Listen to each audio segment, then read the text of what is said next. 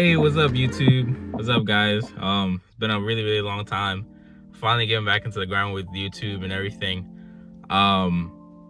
We really haven't been, engaged with you guys on YouTube and everything, but I really want to get back into it, posting good content for you guys, and showing you guys more about the build and everything. It's really changed a lot, in terms of like everything about my build has changed, and also Jair's build too. But for now, I just want to give you guys an update. So this video is mainly going to be about the Turbonetics kit that everybody keeps on talking about. It's pretty much this, like, I would say Rev9 kit that recently came out like a few years ago. It's for the G35s and 350Zs DEs, specifically DEs. And this kit is pretty much a replica, or let me say per se yeah, pretty much like a replica of the Turbonetics kit that came out years back ago. This kit is found on eBay and Amazon, so for anybody who's interested on getting this kit, I will put a link down below if you want to find the kit for yourself and start on your build.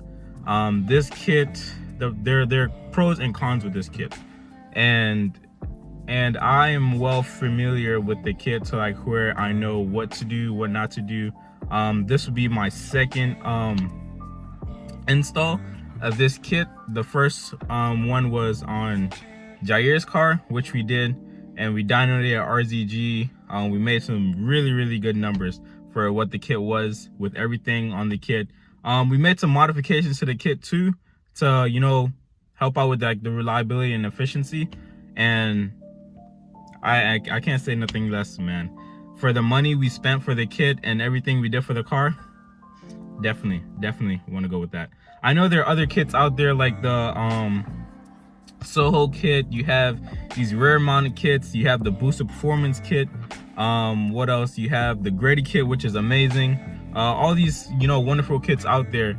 They're like really good. But then at the end of the day, not all of us have the money to do it. So I chose this route because it was cost efficient for me, and as well I also upgraded a lot of the things on the kit, because this is my second time doing the kit, and it's on my personal car. So I personally upgraded a lot of things on the kit to make it efficient and reliable. Coming into this build, there is a lot of things you're gonna have to change if you really want this kit to like stand up to like all of these kits out there. There are like 6K and above, so you really need to know that there's a lot of work if you want good games. But it really is possible, and throughout this video and this series, I'm gonna walk you guys through everything you need to know, like from bottom to top, every single thing you need to know in order to be in order to run this kit pretty much. So far I'm just gonna give you guys like a little walk around on my car, what's changed, what I've done so far, and then after that I'm gonna tell you guys everything I have on the car as of yet. So I'm pretty much done putting the whole kit on the car as of now. All I just need to do now is just tuning. I will be doing e-tuning with RGG Motorsports, and then later on, probably like during like mid-spring, I'm probably gonna go ahead and get the car finally dynoed. So wish me luck. Make sure my power goals for this car, I'm gonna leave that, but I definitely am sure of this car making over 400 wheel. You could say that's pretty much like a really high number for this kit, and like, you know, I'm probably like saying that, oh, I'm probably not gonna make that number, but I'm pretty confident in my work, and I'm pretty confident the amount of work and upgrades I've did to this car, it should be able to get to that number. So wish me luck, guys. So far okay guys, so on the inside of the car, I have my gauges set up and everything already, wired it up to the car and all that. I would turn them on for you guys, but right now the car is dead, so I'm gonna do that in a later video. I really don't have any battery power as of now, but I have my first gauge up here. This is my my turbo or boost gauge right here, and then this other gauge right here is my oil pressure, and my last gauge is my AFR gauge. So I specifically went with AEM because, you know, AEM, the AFR gauge is like really reliable, and a lot of people usually run them. So I was like, you know, if it's not AEM, I'm not getting it.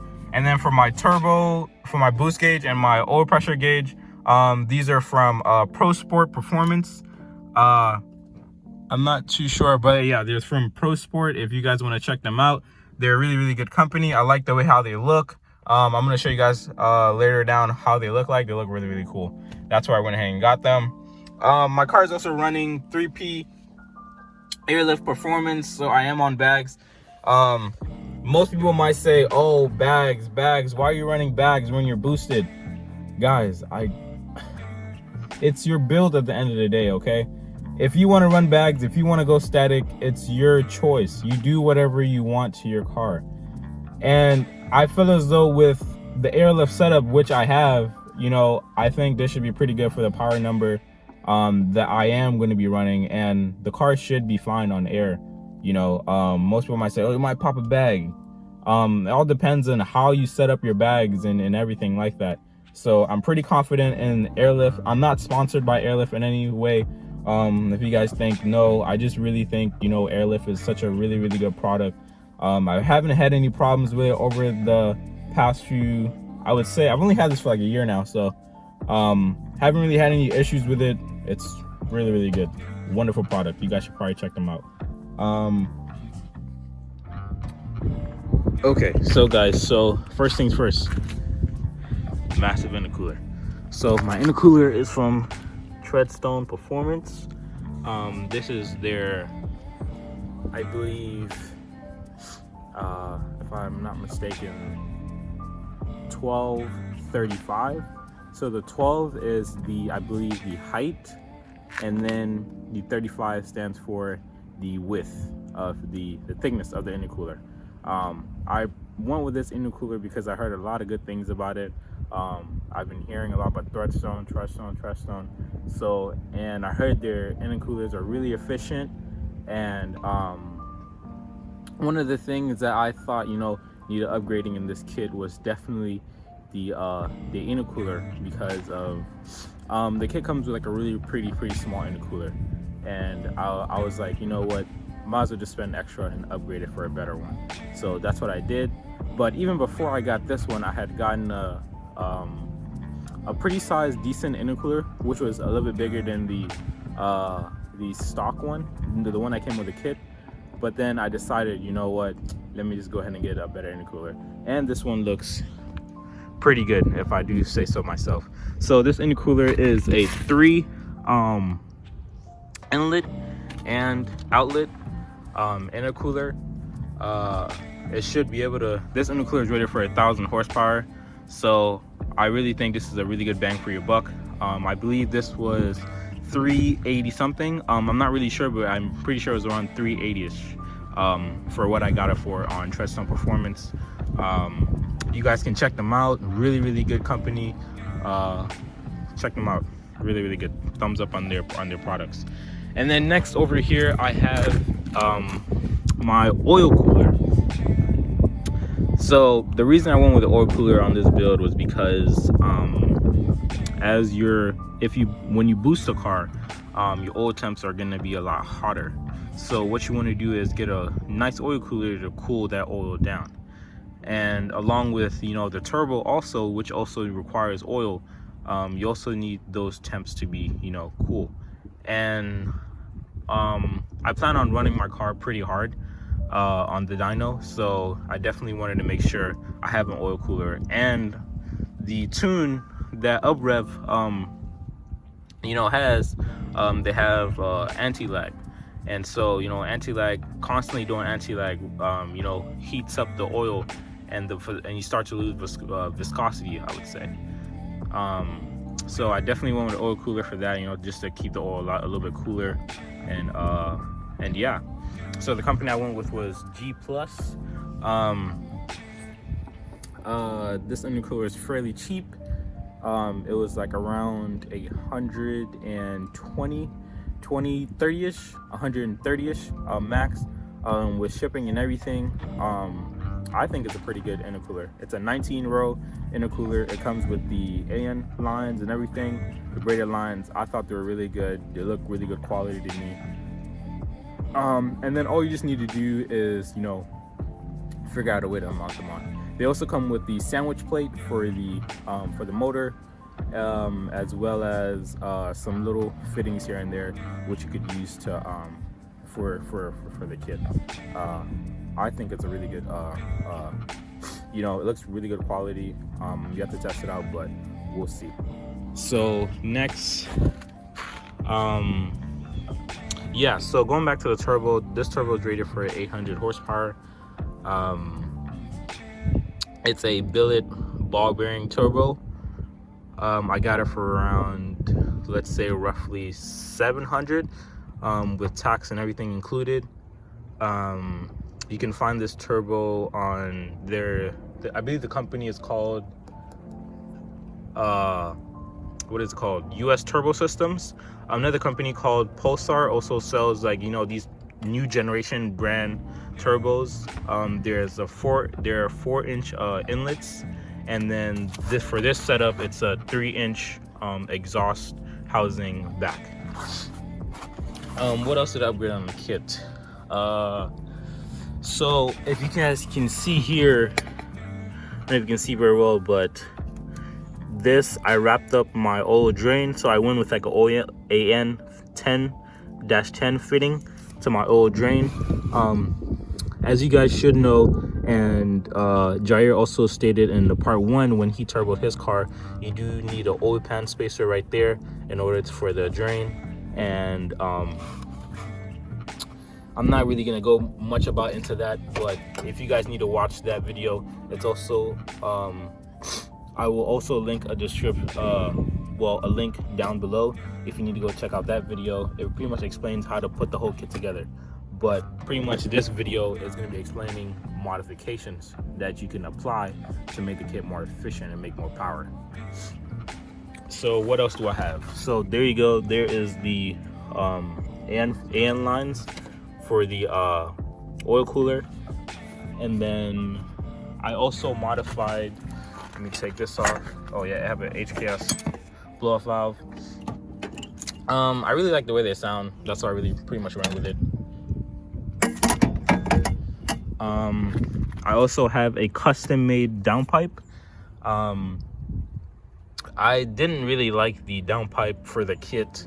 It was pretty restrictive, so I had a buddy of mine, his IG is Kino_G. I will put him down in the description too if you guys want to check out his build. Fox Body Mustang, really cool guy, man. Honestly the best. So the downpipe that I made, I relocated my AEM wideband sensor to right up here, so it's like just more accessible. You know, I can just route it through there and, you know, to my gauge, you know. So if I ever needed to service it, I could just take it out, put in a new one. That's it, I'm on my way. What else? I wrapped up these cooling lines over here. You know, it's gonna get extremely hot, so I just wanted to make sure, you know, they're safe and everything. I do have a blanket, but I just don't have it on at the moment. What else do you need to upgrade on the kit? I also upgraded some other exhaust piping. further back down, but you really can't see it right now, but I'll probably go over it in a later video. It was just mainly that, you know, restrictive pipe. Jair also referred it in the first video he made that he modified, so I pretty much did the same thing, and the downpipe. And right now I have an open downpipe. It's not connected to no exhaust. I plan on doing exhaust sometime soon, I just don't know. But for now, just open downpipe. I have the Blox 5/8 plenum spacer. I will be switching to the 5/16. I've heard a lot of reviews about it that it's like really good, so I'm definitely gonna switch to that. Another thing you do need, guys, and I highly recommend this, is if you do plan on making more than or over 400 wheel, you will need the upgraded Uprev MAF sensor. It's highly recommended. Some people might say, oh, you don't need it. Definitely do want to get that Uprev sensor, because I heard sometimes when you start making big power, the car starts to fuel cut because it doesn't have enough air and it's not reading properly. So I'm just gonna go ahead, you know, for the safety of it, and just get the MAF sensor. I believe that was kind of like an issue Jair had with his car when we ended up tuning it. He was still on the stock MAF, so definitely want to get that sensor, you know, just to be on the safe side. Okay, so guys, you pretty much saw everything that I showed you. One other quick things that I also forgot was the I have the AEM 340 fuel pump in the back. Jair has the Walboro 450 fuel pump, which is a lot bigger than mine. I specifically went with a 340 because I didn't want my fuel pump to be too big in such a way where, you know, I'm still on stock stock fuel lines and pretty much stock fuel lines and stuff like that. And so I didn't want that much, you know, pressure going to the rails. And oh yeah, I still do have stock fuel rails too, so I didn't want that much pressure just like going to the rails and everything. You could get it, but I just opted. Okay, so guys, for the fuel pump, if you guys check on the last video we made, it pretty much shows how you install the fuel pump, so I'm not really going to go in depth of showing you guys how to install it. But there are certain modifications you do need to do to the fuel pump in order to start your car after, you know, you install the kit. I think it's pretty much you have to drill some part of the pump housing. There's like a little piece you got to drill out, and another piece on the pump assembly that you also got to drill out in order to get enough fuel pressure to your fuel rows, I believe. Don't quote me on it, but it seemed to work. And RZG did it for Jair's car, so, and his car was running pretty fine. I will be running full 85 on this car, and I will have a 93 map just in case, you know, I want to switch back to 93. But for the most part, this car is gonna be fully on 85 majority of the time. You know, who doesn't want to run 80, you know? But other things that, you know, that I didn't go over. Oh, the fuel pump was around 120 bucks. If you guys want to know. What else did I spend? About to go with a smaller pump, and it is 85 compatible too, so, you know, if people who are guessing on, you know, running it, you could also run it for 85. What else?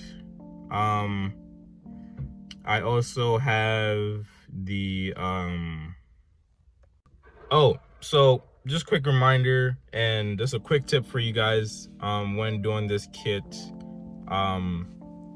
especially the exhaust housing, when you do put them on, guys, please wrap them up with heat wrap, or, you know, get them professionally ceramic coated, heat ceramic coated, because the kit, when you go boost, you generate a lot of heat, and, you know, that heat, if it's not contained or maintained properly, you will end up damaging a lot of lines and a lot of hoses, and that's going to be more money you're gonna have to spend on the long run. So just spend the extra money and wrap those exhaust piping or get them ceramic coated so you don't have to face that problem. As you saw on mine, I wrapped everything up, you know, because I don't want to damage anything. And you know, when you wrap it up, you know, you keep that heat contained, allowing for the hot air to flow faster. So definitely something you want to keep in mind when doing this kit is you want to, heat management is key.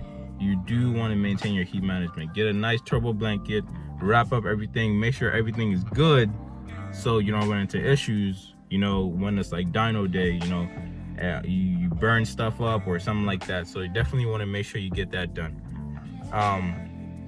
Another thing you also want to fix on the kit is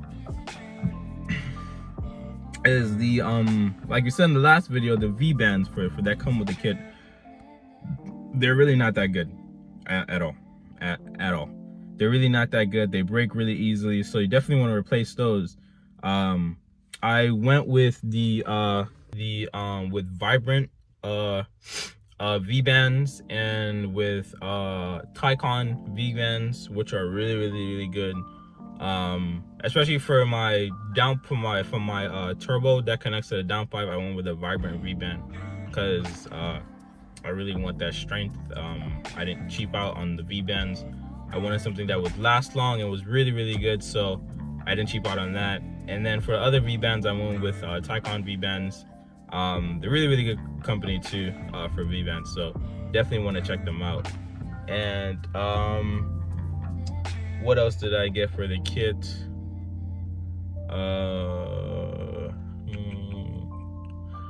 So like pretty much a lot of stuff you're definitely gonna need. They're like little things you will need when modifying the kit. Like little like bolts, hardware, all of that.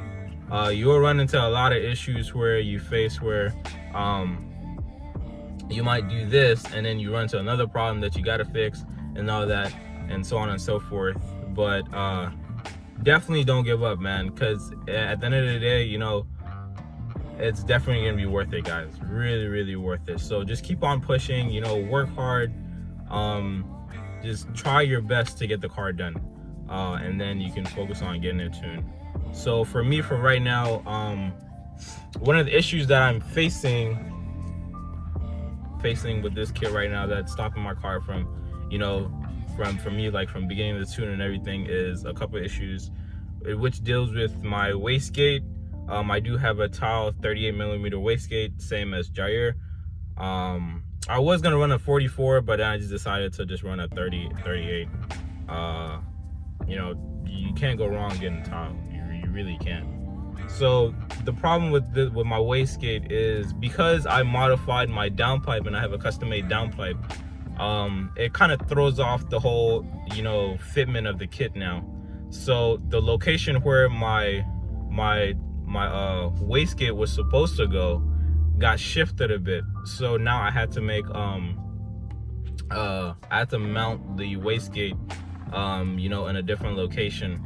So that's one of the issues I'm running with now. So just keep that in mind, you know, with these things. When you modify something, you know, go custom with something will shift and you would have to, you know, compensate for that. So just another thing you want to keep in mind. So that's one thing I'm facing right now. I will get that fixed eventually, and then we can finally start with tuning. I really can't wait. You know, I honestly really don't know how much this car is gonna make now, but I'm definitely sure it's gonna make 400 wheel with like the new motor and the bigger turbo, the custom downpipe, full 85. Guys, I just pray, you know, it makes over 400 wheel.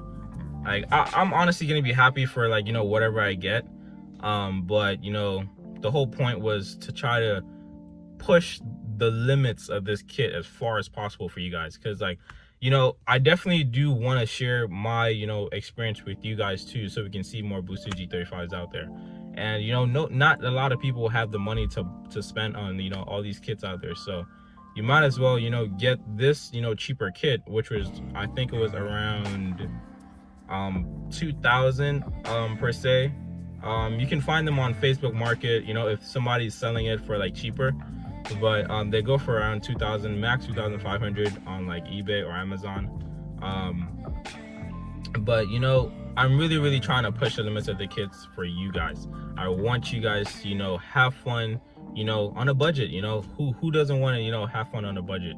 You just got to make sure you spend money on the right things so your car doesn't break or something like that. And that's exactly what I'm doing for you guys. You know, I really love sharing what I experiment, what I find out with you guys, you know, because that's just what the car community is about, you know, sharing what you learn with others. And you know, some people are out there, they don't want to, they keep everything a secret, they want to tell people. And you know, I find that as, you know, why would you do that? You know, that's not what, you know, being in the cars is about. It's all about sharing your experience with others, and that's what we're doing. You know, that's what Stray Sis is all about, you know, helping others and, you know, just providing good content for you guys. And please like and subscribe, you know, for more videos. If you have any questions, just put it down in the comments below, guys. Just keep on dropping them, you know. We really don't mind answering your questions. I will sit there, answer all the questions you have, you know. Just pile them up, guys. Just pile them up, you know. If you have anything, just let me know. I will explain it to you. You can also follow my IG VQ_Fru or JumpBoy23 or Stray6 if you would like. You know, we're always there for you guys, man. Just send any comments you want on the kit. I would gladly explain everything to you, or, you know, send you a picture or anything like that. So just let us know, you know. Like, comment, subscribe, and peace out, guys.